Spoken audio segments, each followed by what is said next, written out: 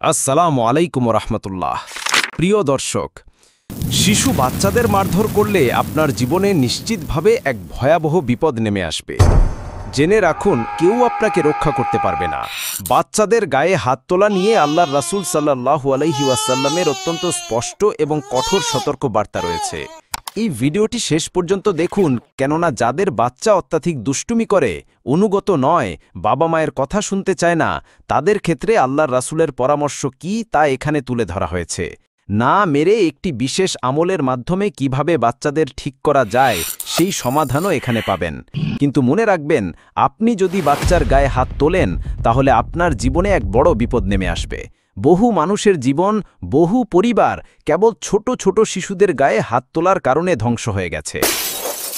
ছোট কচিকাঁচা শিশুদের গায়ে হাত তুলে প্রিয় দর্শক, ভিডিওটি শেষ পর্যন্ত দেখুন। এক ব্যক্তি তার ছোট বাচ্চাকে মারধর করছিল। এই দৃশ্য দেখামাত্র হযরত আলী রাদিয়াল্লাহু তাআলা আনহু দ্রুত সেই ব্যক্তির কাছে গেলেন এবং ঝট করে তার হাত ধরে হ্যাঁচকা টান দিয়ে নিজের কাছে নিয়ে এসে বললেন, হে আল্লাহর বান্দা, নিজের উপর জুলুম করছো কেন? তুমি কি তোমার নিজের জীবনকে ভালোবাসো না? তখন সেই ব্যক্তি অবাক হয়ে বলল, হে আলী, আল্লাহর রাসূলের প্রিয় ভাজন, আপনি এসব কি বলছেন? আমি তো এই দুষ্টু বাচ্চাটাকে শিক্ষা দিচ্ছি, নিজের উপর জুলুম করছি কোথায়? তখন হযরত আলী রাদিয়াল্লাহু তাআলা আনহু বললেন, আমি দেখতে পাচ্ছি তুমি নিজ হাতে নিজেকে ধ্বংস করছো। এরপর তিনি বললেন, আমি আল্লাহর রাসূল সাল্লাল্লাহু আলাইহি ওয়াসাল্লামকে বলতে শুনেছি, কম বয়সী শিশুর কান্না আল্লাহর অস্তিত্ব ও একত্ববাদের সাক্ষ্য দেয়। তিনি আরও বললেন, মনে রাখবে, যখন নিষ্পাপ শিশুরা ঘুমের মধ্যে হাসে তখন তাকে ঘুমের মধ্যে নবী মুহাম্মদ সাল্লাল্লাহু আলাইহি ওয়াসাল্লাম এবং তার পরিবারের দর্শন করানো হয়। হে আল্লাহর বান্দা, এই কথা কখনো ভুলবে না যে যখন শিশুর দেহে রূহ আসে এবং যতদিন সে সমস্ত গুনাহ থেকে নিষ্পাপ থাকে, ততদিন পর্যন্ত আল্লাহর ফেরেশতারা আল্লাহ তাআলার রহমত এবং বরকত সহ সেই মাসুম বাচ্চার আশেপাশে অবস্থান করতে থাকে। তোমার এই বাচ্চা গুনাহ থেকে পবিত্র, জুলুম থেকে পবিত্র, হিংসা বিদ্বেষ থেকে পবিত্র, সব ধরনের ঘৃণা নিন্দা থেকে পবিত্র। হযরত আলী রাদিয়াল্লাহু তাআলা আনহু প্রশ্ন করলেন, একবার কি ভেবে দেখেছ, এই সকল বিষাক্ত চিন্তা থেকে তুমি নিজে কি পবিত্র? অবশ্যই নয়। ইতিমধ্যে তোমার অন্তর হিংসা বিদ্বেষ দ্বারা কলুষিত হয়েছে, ঘৃণা নিন্দা দ্বারা কলুষিত হয়েছে, হালাল হারাম দ্বারা কলুষিত হয়েছে। কিন্তু এই শিশু নিষ্পাপ। ভেবে দেখো তুমি কি করছো। তুমি একজন পাপী ব্যক্তি হয়ে আল্লাহ পাকের একজন নিষ্পাপ বান্দার উপর জুলুম করছো, যার ফলাফল স্বরূপ আল্লাহ যে কোনো মুহূর্তে তোমার উপর আসমানি বিপদ বা বালা মুসিবত নাজিল করতে পারেন।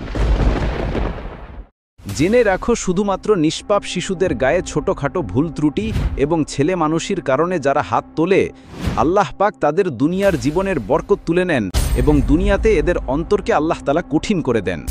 শিশুদের গায়ে হাত তুললে মানুষের অন্তর কঠিন হয়ে যায়, তোমার হৃদয় থেকে কোমলতা চলে যাবে। মনে রেখো, তুমি তোমার নিজের শিশুর গায়ে হাত তোলা মানে হচ্ছে নিজের গায়ে হাত তোলা। তুমি যদি তোমার এই বাচ্চাকে মারধর করো তাহলে তা তোমার বরবাদির কারণ হবে আর তোমার রিজিক থেকে বরকত উঠে যাবে। মনে রাখবেন, নিষ্পাপ শিশুদের মারধর করলে আল্লাহ রিজিক কমিয়ে দেন। তখন সেই ব্যক্তি অনুতপ্ত হয়ে বলতে লাগলো, হে আলী, আমি আল্লাহ পাকের কাছে ইস্তেগফার করছি, আল্লাহ আমার এই গুনাহ ক্ষমা করুন। এবার আপনি আমাকে বলুন, আমার এই বাচ্চাটি আমাকে অনেক বিরক্ত করে, আমি তাহলে এ থেকে কিভাবে পরিত্রাণ পেতে পারি?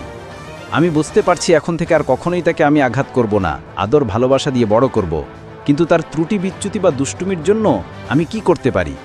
হযরত আলী রাদিয়াল্লাহু তাআলা আনহু বললেন, যখন তোমার বাচ্চা খুব বেশি পরিমাণে দুষ্টুমি করবে বা তোমাকে বিরক্ত করবে, তখন তুমি তার মাথায় হাত রেখে আল্লাহর রাসূল সাল্লাল্লাহু আলাইহি ওয়াসাল্লাম এবং তার পরিবারের প্রতি দরুদ পাঠ করবে।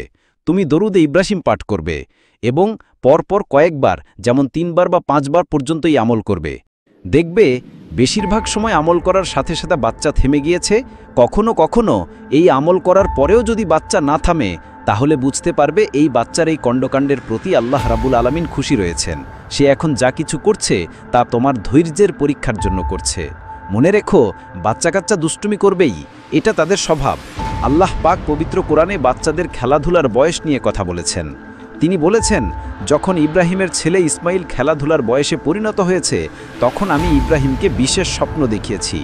এই আয়াত বিশেষভাবে বুঝিয়ে দিচ্ছে যে বাচ্চাদের একটি বিশেষ খেলাধুলার বয়স রয়েছে, যেটা ইসমাইলের ক্ষেত্রেও এসেছিল। তাই খেলাধুলার বয়সে খেলাধুলার ছলে বাচ্চারা অনেক কিছু করবে। এখানে আল্লাহ রাব্বুল আলামিন অভিভাবকদের ধৈর্যের পরীক্ষা নিচ্ছেন। মনে রেখো, কখনোই অধৈর্য হবে না। এবং যখন তোমার বাচ্চা রাতে ঘুমিয়ে যাবে, তখনও তার মাথায় হাত রেখে আল্লাহর রাসূল সাল্লাল্লাহু আলাইহি ওয়াসাল্লাম এবং তার পরিবারের প্রতি দরুদ করবে। তাহলে দেখবে আল্লাহর অনুগ্রহে তোমার বাচ্চা তোমার জন্য রাহমত স্বরূপ হবে। সুবহানাল্লাহ।